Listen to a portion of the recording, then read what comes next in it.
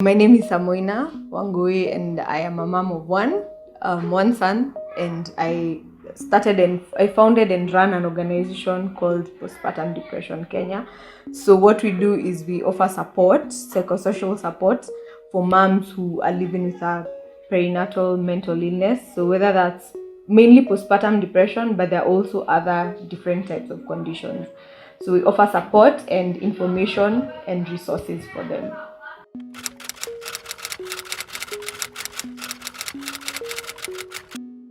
So when I had my son, he's turning 8 in coming January. So when I got him, and I was struggling with postpartum depression, but at the time I didn't know what it was. I just know I didn't have a very good bond with him.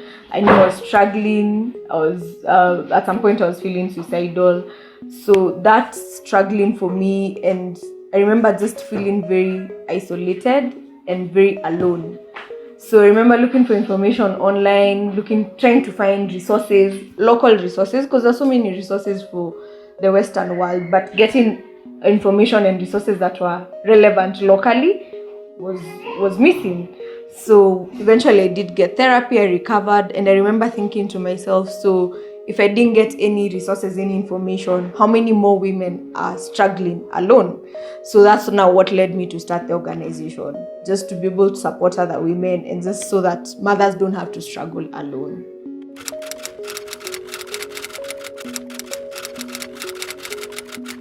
I had depression when I was pregnant because there are quite a number of challenges. I realized I was going to raise this child alone. I didn't have the finances to do it because I lost my job when I think I was about 7-8 months pregnant.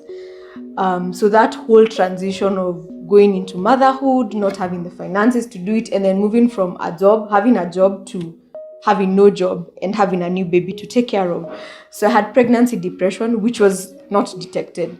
Then I gave birth.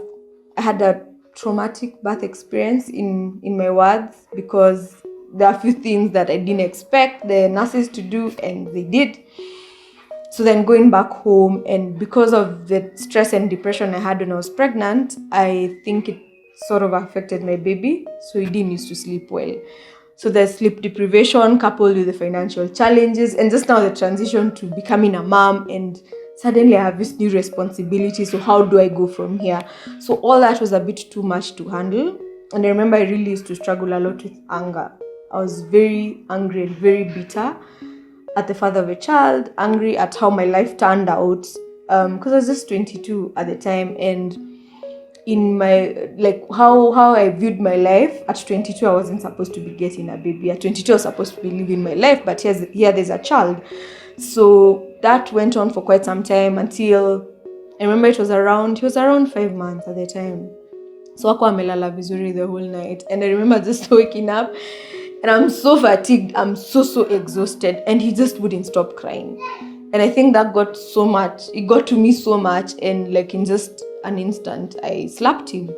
That's when I was like, there's honestly something wrong with me. I don't know what it is. I don't have a name for it, but kuna shida mahali. So I went online, like many of us do, Dr. Google, and I typed out my symptoms. Why do I hate my baby so much? Why can't I bond with my baby? And then now I see there's something called postpartum depression.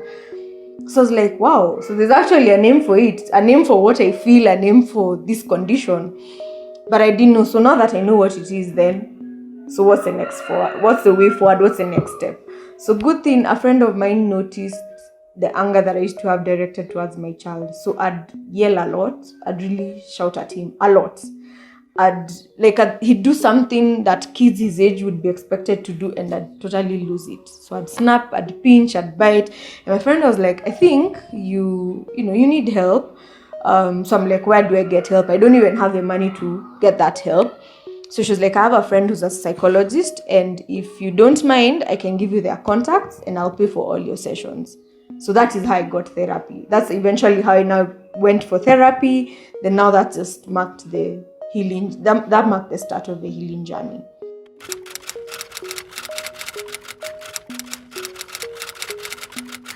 My biggest support system at the time was and still remains my family, because they didn't understand what it was. They didn't because I remember my mom kept asking me, kwa nini unachukia mtoto? Why do you hate your child so much? So she knew I was struggling to bond with him and to create that connection with him. She just didn't have a name for it. She didn't know what it was, but she knew I was struggling. But she'd try and encourage me, like, don't worry, kids grow up. We're here for you. If there's anything you need, we can help you. They just didn't have a name for what I was going through, but they did support me, going to clinics, making sure my baby was fed. There's so many instances my entire family, including my dad, would babysit and I'd go get some sleep, or they'd rock the baby the whole night and I'd at least be able to sleep. So they were a big support system, and a couple of friends as well.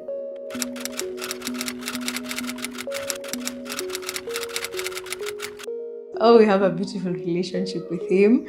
I think it's also been a journey for him, especially in the first 2 years of his life. Things were really rough. And I remember asking my psychologist, my therapist, so now that I've done all these things, because the anger and the bitterness used to make me say things and do things and pinch and beat.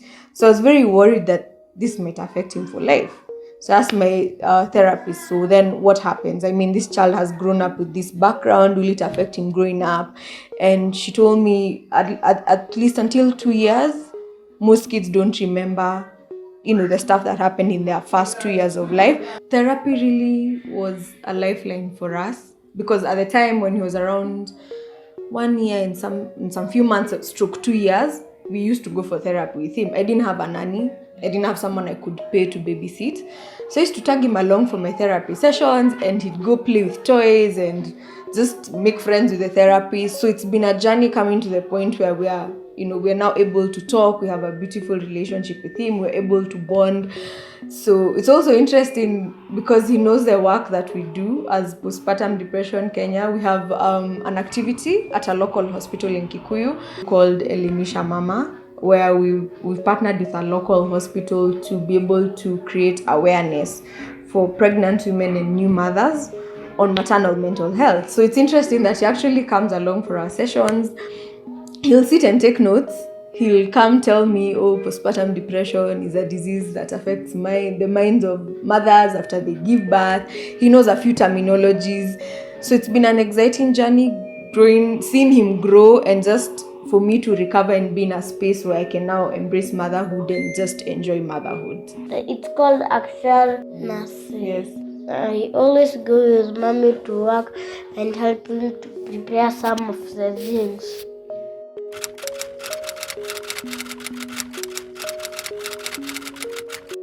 Some of the risk factors for postpartum depression include, the biggest and the leading risk factor is if you've had postpartum depression before.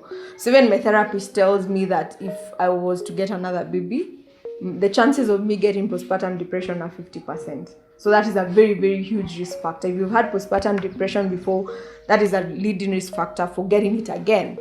If you've had mental illness in your family, whether it was diagnosed or not diagnosed, because we live in a community where sometimes there's an uncle who used to behave a certain way, kumbe he had bipolar and we didn't know. There's a grandmother who died by suicide. There's a grandfather who had a different type of mental illness. So having that in your family, whether it was diagnosed, so it was known, or it was not, still increases the chances of getting postpartum depression. Poor support system. So here we see either moms who are raising their children alone, moms who've gone through a divorce, moms whose spouses have died. So that lack of a support system, or sometimes, especially for teen moms who are rejected by their families.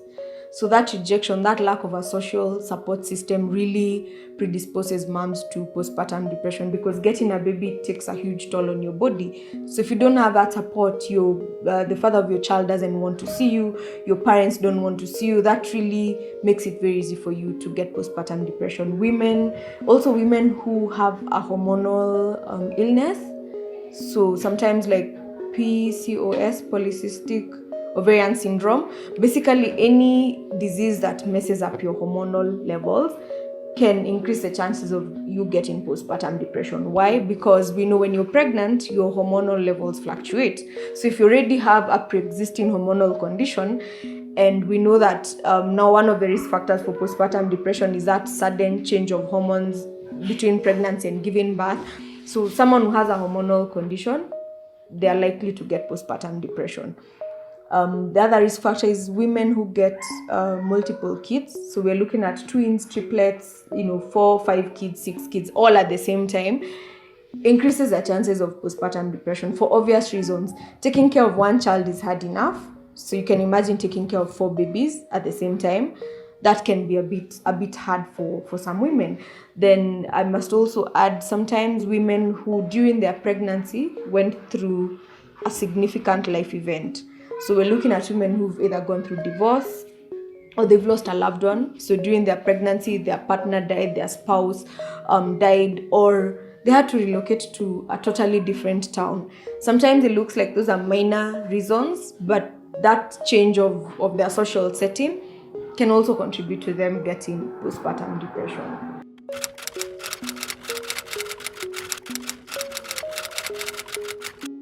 Symptoms of postpartum depression, I usually like to give my story, my example, so that it creates a point of relatability for moms.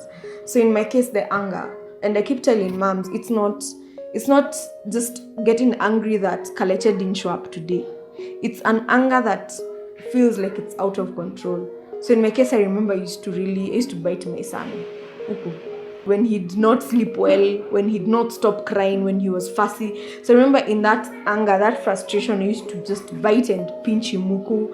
So that anger that feels like it's out of control. You feel like you're literally a pressure cooker that's gonna blow up. So that's the kind of anger I'm talking about.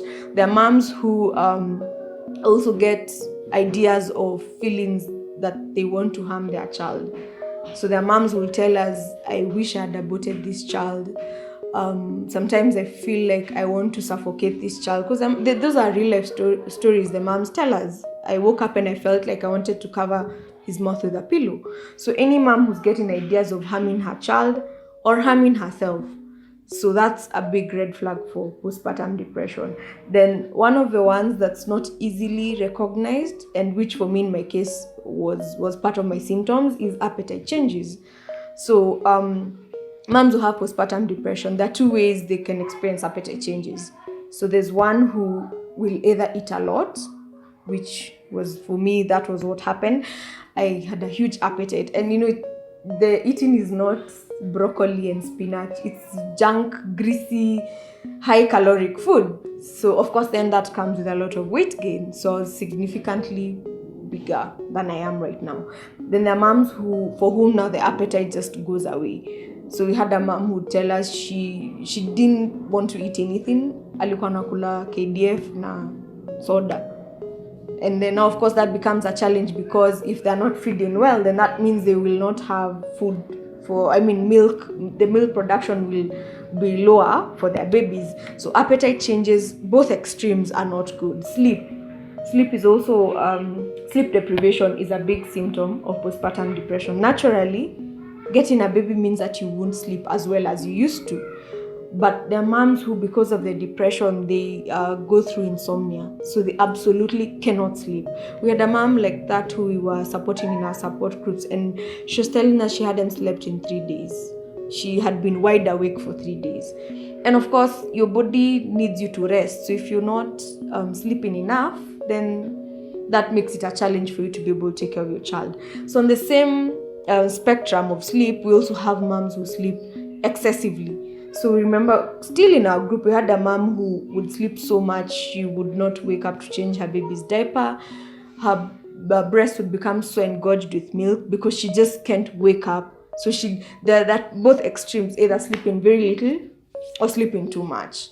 Then the last one, maybe just to add to this list of symptoms, is moms who are unable to bond with their children. Bond with their children, when moms come to the clinic for Elimisha Mama, and you can see how they relate to their children. So there are those who will sing to their babies, talk to their babies, tickle their babies, laugh with their babies. And you can see there's that attachment, there's that bond. When they're nursing them, they'll talk to them, cheer them up. Then there are those moms who just don't have a connection. They'll just put the baby on their laps and, lean back. The baby cries, they don't have a connection. Hata mbembeleza. The baby laughs, it almost feels feels like she has no emotions towards the baby. So that is also a huge red flag for postpartum depression symptoms.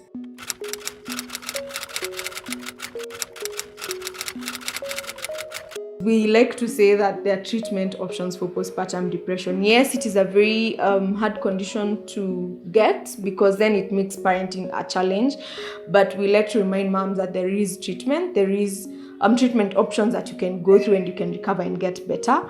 For mild postpartum depression, it is usually recommended that having a support system around a woman makes a very, very big difference. So that having your family around, having your friends around, having your aunties around, having that support system for mild postpartum depression has been seen to work and to work effectively. Then, like in my case, because my postpartum depression was a bit severe, I did have to go for psychotherapy. So I started seeing a counseling psychologist, who I still see to date, just to help me with my mental health. So psychotherapy is also a treatment option for moms with postpartum depression. Then in very severe cases, especially for moms who are suicidal, moms who are experiencing suicidal thoughts or suicidal ideation, there's also the option of medication that should be prescribed by a psychiatrist. And we like to encourage moms to know that there's no shame in taking medication for your mind, because we see a lot of, if someone comes and tells you I have diabetes, it is very easy to tell them enda hosi pewa dawa. If someone has broken their leg, enda hosi ekwa cast. But when our minds are broken, we feel like we should be ashamed for taking medication. But there shouldn't be any shame for needing and for taking medication for postpartum depression. Then just to wind it up, some moms for whom postpartum depression is very severe, sometimes you're given a combination of all three. So you'll get medication, you'll be seeing a therapist, and you might need a support group.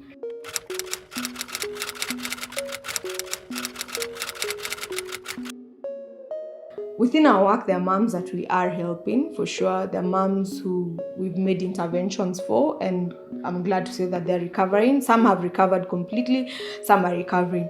But cases that have been brought on the media, and the ones that come to mind for me would be, I think there was a case this year where a mom threw her kid into the pit latrine. I don't know whether it was in Kisii or Kisumu, I can't quite remember. But I remember listening to that story and just thinking, it's very easy for us as a community to say, oh, she's an evil mother, she doesn't care about her children.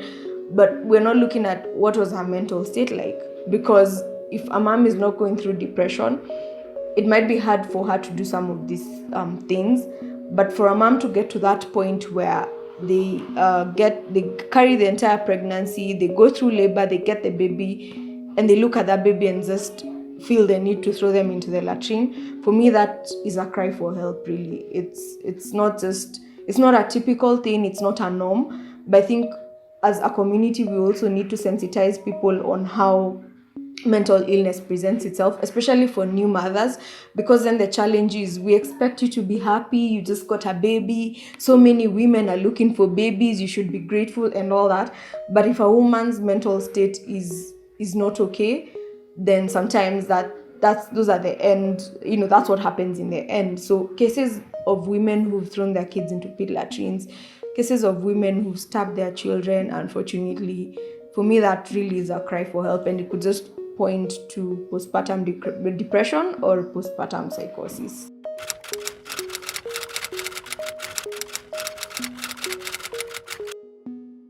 The first one that comes to mind, and that's something I really struggled with, was I'm a bad mother. I remember that was a consistent, persistent thought in my head. I am not able to bond with my child because I'm a bad mother. I have postpartum depression because I'm a bad mother. I am struggling with this because I'm a bad mother. So us as a society equating postpartum depression to being a bad mom, yet not recognizing that postpartum depression is an illness. It's a mental illness like any other illness. If someone got pneumonia as a new mom, we wouldn't tell them that you're a bad mom because you have pneumonia. But that's what we do when someone is going through postpartum depression. So the number one top myth is I'm a bad mom. And we like to remind moms that you're not a bad mom because you have postpartum depression. Postpartum depression is a condition that is treatable, that you can get help for. So that doesn't make you a bad mom. Then also in our societies, postpartum, basically any mental illness, umerogwa or you're demon possessed, we also get that a lot, especially for within the religious circles, that you have depression because you're demon possessed, because you don't have enough faith, because you aren't praying enough. So those are just some of the myths which we like to tell people that that's not true. But as a general guide, if you can tell someone that they are exhibiting a certain characteristic because they are maybe sick of malaria, then don't do it for mental illness. If you can tell someone that you're a bad mom because you have pneumonia, then don't do it for postpartum depression or for any other mental illness. But I'm a bad mom and being demon possessed and witchcraft, I think those are, in our community, those really come up high in that list.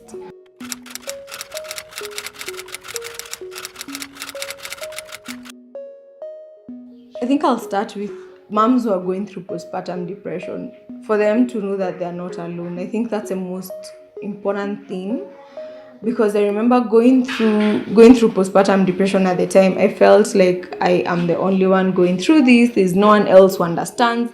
No one else relates to what I'm going through. So I felt alone in that sense.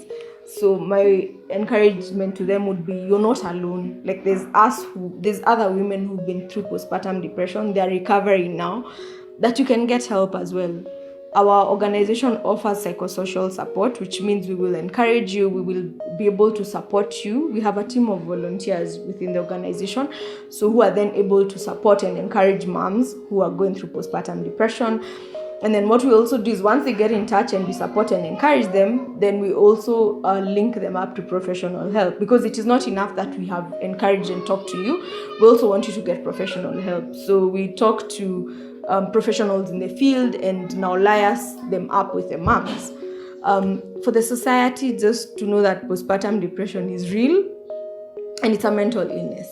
It's an illness like any other, just that it affects moms at the time when they're supposed to be the happiest, ideally after they've had a new baby. So just to be able to be truly present for new mothers, to give them a safe space. When you go see your friend who's just gotten a baby, don't just ask her to recount her birth experience, because we like to do that. Kuliendaje, alafu, but we're not really asking them. Everyone asks, so Kalechi, how is your baby? How is baby doing? Is baby breastfeeding? Is baby pooping? But no one really asks the mom, how are you as a mom doing? How is motherhood for you? Is it an experience that you like? How do you feel about being a mom? Are you able to sleep? Those are just some of the questions as a society we should be able to ask new moms. Then even at baby showers, I like to tell people, when you go to baby showers, it's good to gift the mom and to pamper her and to celebrate her and to get her nails done and all that. But please spare 15-20 minutes to talk about mental illness. Talk about her mental health. Tell her, these are the symptoms you can experience if you do get postpartum depression. We hope that less moms will suffer postpartum depression. But in case you're the 1 in 7 who gets postpartum depression, this is what I'd like you to know. These are the symptoms. This is where you can get help, and that you're not alone. For the church, I think just offering a safe space for not just moms with postpartum depression, but generally anyone living with a mental illness. I think for the church, it's been a long journey, mainly because there's the whole aspect of people who have a mental illness have less faith, aren't praying enough, aren't believing in God enough. So I think reversing that notion, reversing that perception, and just trying to create a safe space for these people to come and say, you know what, I pray, yes, I have faith, yes, but I'm living with depression, or I'm feeling suicidal, because these things are actually happening in church, you know. And for the government, I think, even without narrowing it down specifically to maternal mental health as a broad field, I think is not something that has been taken seriously before in our government. And simply because if you look at the budget allocation within the health budget, what percentage is given to mental health? It's very, very little money. Look at the facilities we have for mental health services. How many psychiatric hospitals, public psychiatric hospitals do we have? Against a number maybe the one that comes to mind for many people is Mathare and maybe the one in Eldoret. But how many people in Kenya are actually in need of these services and simply can't access them? So for the government would be first and foremost to create a budget for mental health. We usually say that there's no health without mental health. So if you're not taking care of our people's minds, then really it's not a good place to be. But basically, budget allocation, facilities that can cater for people with psychiatric conditions, that would be a good place to start. But as an organization, we're doing our bit. We're trying to go to the grassroots to educate the people and the masses and the women about mental health, and just to be able to let them know that they can get help.